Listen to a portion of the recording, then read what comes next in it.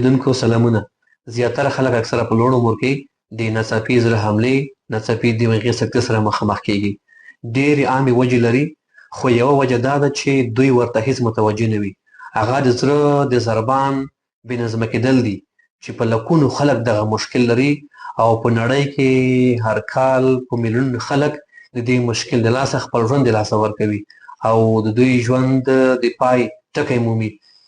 د زړه بې نظمي چې اکثره خلک ورته متوجه نه وي، د زړه د حرکاتو د بې نظمۍ سبب کېږي چې د زړه په داخل کې وینه لخته کېږي، چینګېږي، کلکېږي.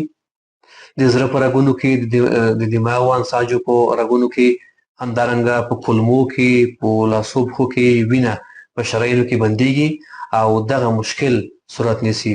د دماغي سکتې اکثره پیښې د زړه د بې نظمۍ له امله صورت نیسي چې خلک ورته متوجه نه دي او ډېر عوامل لري.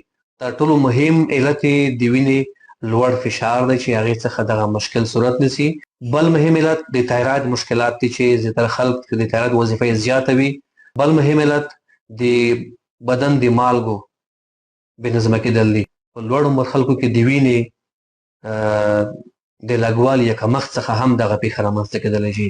ځینې دواګانې، خصوصا هغه دواګانې چې د سږو په ساه کې استعمالیږي لکه وینټولین یا سلبوټامول.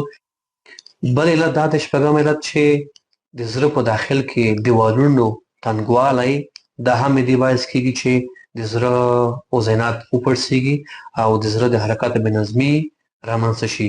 او بل عام علت دا دی چې رواني تشویشونه، مشکلات او سټرس، دا هم دې باعث کېدلی شي د زړه حرکات ډېر تیز شي، بې نظمه شي، د زړه په داخل کې وینه ټینګه شي او د بدن په مختلفو فضاو کې چې ما یادې کړې، شرايین د وینې رګونه بندېږي او دغه پیښې رامنځته کوي.